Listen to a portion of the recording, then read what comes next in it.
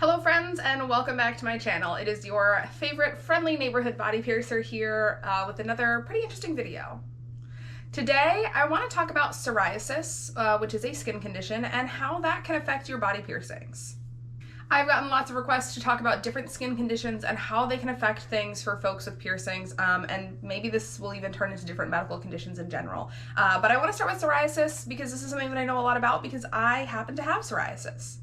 So to start, what is psoriasis? It's an autoimmune-based skin condition that leads to areas with lesions or patches of dry, scaly, peely skin, sometimes lesions. It can present in a number of different ways, but most commonly when we think of psoriasis, we think of plaque psoriasis. And this is the form of psoriasis where you'll have these areas on your skin, a lot of times around your hairline, a lot of times on joints like your knees and your elbows, where the skin will kind of overproduce skin cells and you'll end up with these like scaly, flaky patches. Psoriasis can also affect your joints. You can deal with psoriatic arthritis, which can make things difficult with your joints and stuff like that. And psoriasis has a lot of triggers. It can be triggered by cold weather, by lack of sunlight, by stress, by other health conditions, things like that. Most interestingly, psoriasis can be triggered by injury to the skin, known as the Koebner phenomenon. This is interesting and applies really well because a body piercing is technically an injury to your skin. So for folks with psoriasis who are interested in getting or having a lot of piercings, there's definitely some things to consider. The first and biggest being that getting a piercing can trigger a psoriasis flare-up in that area. Because of this, we definitely can't pierce through an area if there is currently an active psoriasis flare-up because that's just going to make things worse. Also because a lot of the medications that you would use to treat an area or patch of psoriasis are super harmful to a healing piercing. So if we pierced you through an active outbreak, you couldn't use a lot of your medications without really pissing off your piercing. So if you do have psoriasis and you're planning on getting a piercing, you'll definitely need to get it under control in the area you're planning to pierce first. I know that can be tricky for some folks, especially if you struggle with psoriasis on your ears and you're looking to get piercings there, etc. But it's really worth it to make sure that that skin is really healthy and stable. I would say get your psoriasis flare-up to calm down and wait probably 1 to 2 months of it being calmed down and of the skin being healthy and intact before getting a piercing in that area. Now, since we know that getting a piercing can trigger a psoriasis flare-up, it's really important to do what you can to try and manage your psoriasis and minimize that. It really helps if you're aware of what your triggers are. For me, some of my really big triggers are cold weather. Cold weather gets me the absolute worst. Wintertime, I have to be incredibly vigilant with my skin to try and minimize the issues that I deal with my psoriasis. Stress is a really big trigger for a lot of folks, so working on keeping your stress levels down, maybe choosing to get pierced not in the middle of finals, your parents' divorce, and like a stressful time at work, but get pierced at a time when you know that there's like a little bit less going on in your life, maybe a break from school, maybe after you finished a big project at work, whatever the case may be. Other folks may find that if they're not getting out and getting a lot of sunlight, that they can deal with psoriasis outbreaks. I know I am that same way. That's part of why winter is a big trigger for me. Some folks do go and get like light treatment for their psoriasis. Others have like sunlight lamps in their house. Whatever the case may be, if you know you have psoriasis and you're planning on getting pierced, really make sure you understand your triggers and you're doing what you can to minimize them around the initial time of piercing and healing to try and prevent yourself from getting an outbreak while that piercing is still healing. Now, while prevention is obviously the best tool we have at our disposal, sometimes it may still happen anyway. You may still get a psoriasis flare-up on a still healing piercing, and that you're gonna have to work one-on-one with your piercer to figure out what the case may be. Sometimes we can figure out clever workarounds to allow you to still apply topical medication without irritating the piercings. Sometimes we just have to let the piercing get super angry to get the psoriasis to heal, and then we can try and calm the piercing down. And sometimes the piercing does have to be removed, the area has to heal completely, and then we can reattempt piercing later. It's going to be different in each case-by-case situation for each client and each piercing, so that's definitely something that you'll want to follow up with specifically with your piercer. The good news is, as long as your psoriasis is decently under control before we pierce, and as long as you're being really mindful of your piercings and your triggers during the healing process, we typically can get through the majority of the healing process just fine. It just takes a lot more work on both the client end, managing their triggers, and the piercer's end, following up with the client, and really being diligent, monitoring the healing process, all that good stuff. For me personally, I just put in a ton of extra work and effort to be careful with healing piercings. If I live somewhere with winter or a brutal winter, I don't get pierced during that time period because I know that's when I flare up. I tend to get my piercings in late spring, early summer, so they heal through the warmer months when my psoriasis is the best under control. For me, however, way more annoying than dealing with psoriasis on a healing piercing is dealing with psoriasis on my healed piercings. Obviously, I simply cannot be vigilant about my triggers literally all of the time. Some stuff is out of my control. I cannot magically make winter not happen. I really wish I could. Sorry to the winter lovers out there. I am a summer gal. It is just my preference. So I definitely deal with psoriasis flare-ups that happen on piercings that I've had for a long time. The worst for me is typically flare-ups that I get around my large gauge conch and patches that I deal with like in weird nooks and crannies on my ears, like behind my forward helixes or underneath my rooks. Now, these are on healed piercings, so I can use topical medications around them just fine, but when I get a psoriasis flare-up in the area of a piercing, the piercing definitely gets tender and swollen and just kind of grumpy. Every now and again, it'll get full-on irritation bumps, but usually it just feels sore and tender and is a little puffy, and that's just super annoying to deal with. There is nothing worse than waking up in the morning and having a piercing that's 10 years old be giving you a problem and being sore, and you're like, why is my body like this? Why is my immune system like this? This is so incredibly unfair. In those instances, you've really got to find what products are going to work for you. For me personally, coal tar oil is incredible at managing my psoriasis, and I find it's not super irritating to my piercings. That being said, some folks hate coal tar oil or find it very irritating towards their piercings. Some folks prefer using petroleum jelly, vitamin A, all sorts of different products. So work with your dermatologist, work with yourself, figure out what products work well for your skin and your psoriasis, and then, you know, test them out, see if they're gonna be okay for your piercings, or if they really piss your piercings off, try and find a balance and see if there's another product that might work for you.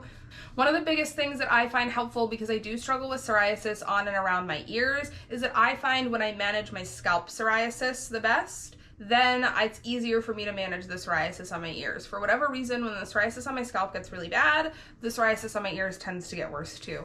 I am a huge fan of the Neutrogena shampoo.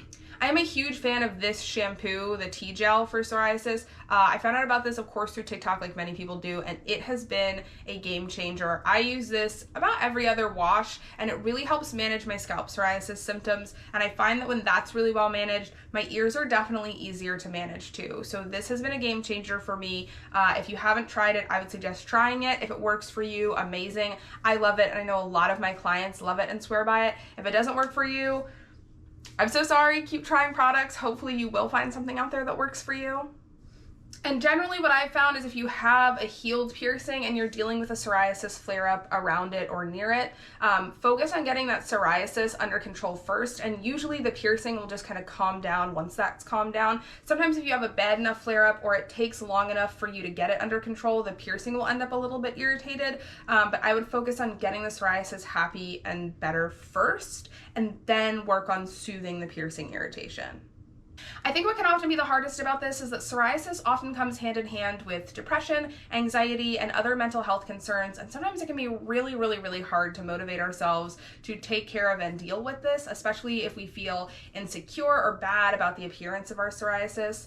But for me, I just remind myself the sooner I do it, the sooner it's done, and I kind of try and prioritize my piercings. So as much as during a bad flare-up, I just want to lay in bed and I don't want to sit there and wash my scalp for 10 minutes with my tea gel shampoo and really do a good job of it, or sit there and take my tiny little pointy Q-tip and like really clean and like apply my medicine in my ears. The sooner I do it, the sooner it's done, and I'd rather just get it over with. But B, I really care about my piercings, and it's oftentimes easy for me to care about my piercings even in moments when I don't want to care about myself, and I try and use that as a motivator. So even though I feel crappy and I want to stay in bed and I'm super insecure because I've got, you know, a bad outbreak on my scalp and I look like I've got really bad dandruff and it you know, it's not great, I remind myself that I really don't want it to affect my piercings and my stretched ears and everything that I've put so much work in, and that'll be my motivator to get up and like actually really take care of it when times are hard.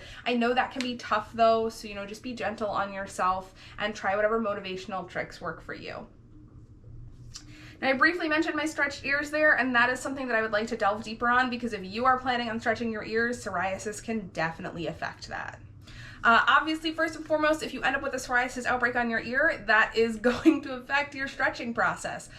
When I would deal with psoriasis on my ears or in the vicinity, the stretching progress for those ears would slow way down. And I know that this was directly related because when I would deal with psoriasis on just like the right side of my scalp or my ear, the left ear would still be stretching totally fine, and the right side would be super grumpy and not loosening up at all. And then vice versa, as many of you know, I've had the right side of my head shaved for quite some time. I do unfortunately find that shaving the hair makes the psoriasis way easier to deal with. So for quite a while in my stretching process, this was my good ear that was loosening up very quickly. I was still dealing with psoriasis under my hair on my left side, and my left ear was loosening up much slower. And it's worth noting that psoriasis can often come with inflammation on deeper levels of the skin and tissue. That is part of what folks theorize can cause psoriatic arthritis, which is that pain in your joints that comes from having psoriasis. So even if you don't have a direct psoriasis patch like immediately on your ear or your stretched lobe, if you're struggling with that under your hairline, near that side of your head or on your neck or on your jaw and near that ear, that could be causing enough inflammation to be slowing down your stretching process. So that is something to be mindful about. And really, the best thing that you can do is focus on keeping your psoriasis under control, use your topicals, figure out what works for you. Stress is a huge trigger for psoriasis, so do whatever you can to keep your stress levels down, and understand that you may end up taking longer between stretches. There were points in time where I was waiting 6 months in between sizes because my ears were just not having a good time then. And rather than try and push it and force it and potentially tear my ears and damage my stretching process and potentially trigger a psoriasis outbreak on my ears, because as we know, injuries to the skin can trigger psoriasis outbreaks, I was patient and waited, even though it wasn't my favorite thing to do, but I knew that I could cause a lot more harm by letting my impatience run free. Now, obviously, a worst case scenario is ending up with a psoriasis outbreak on your stretched lobes. This has happened to me exactly once, and it was a nightmare. I had my hair done by a friend, and they styled it and used some products that I wasn't familiar with, and I definitely think my skin did not like one of those products. It did end up getting on my stretched lobe, and I dealt with a psoriasis outbreak all over under my hairline, but also partially on my stretched lobe. What I did for that, I downsized. I went down 2 sizes in my plugs just to give the lobe time to rest. I used my topicals, but gently. Like I mentioned, I really like coal tar oil, but it can be a little harsh, so I did dilute it slightly to apply it on my lobes, and then used it in its full strength in the skin surrounding it to try and help manage that psoriasis. I was really careful with my other triggers while I was dealing with this outbreak, and after a couple weeks, I did get it to heal up and get back under control, but I still waited about 2 months before I put a size back in on my lobes. Remember, we downsized, so this wasn't even like a full fresh stretch. This is a size that I'd been to before, but I just gave that lobe a lot of time to really calm down and make sure it was 100% before I even thought about stretching again. And it was a huge bummer at the time when it happened, but I'm really glad that I was super cautious with it and didn't stubbornly like try and leave the same size in or still try and stretch, because it wouldn't have been worth the potential risk to my lobes. So if you do end up dealing with a psoriasis outbreak on your stretched lobes, please be very gentle, please be very careful. Don't hesitate to reach out to your piercer, to a reputable, experienced piercer for advice about it. That way they can take a peek and see what's going on and see if it might be better for you to remove jewelry entirely, what the case may be. Always a good idea to work with your piercer in those kinds of situations. Unfortunately, there's still a lot that's not understood about psoriasis. Researchers believe that there is a genetic and an environmental component to it, but we don't completely understand how it happens or what goes on. We know that it involves our immune system response. We know that it's affecting our skin, but other than that, there's not like, there's no cures for it. We don't understand how to treat it. And there are even subsets of psoriasis that doctors are still learning about and figuring out how they happen, why they happen, things like that. So all we can do is use the information that we have readily available to us. And the best thing really is using your topical treatments and really being aware of your triggers. I really hope this video is helpful for anyone who has psoriasis or folks who are just curious about how skin conditions can affect piercings. If you are a piercer, I hope this helped you in dealing with clients who have psoriasis in the future, understanding when to say no to piercing someone if they are having a breakout too close to the area, and just understanding how to give better advice to your clients who may have psoriasis. And as per usual, I can't wait to sit down and chat again with y'all soon. Have a great rest of your day and enjoy this awesome warm weather we've been having lately. Bye!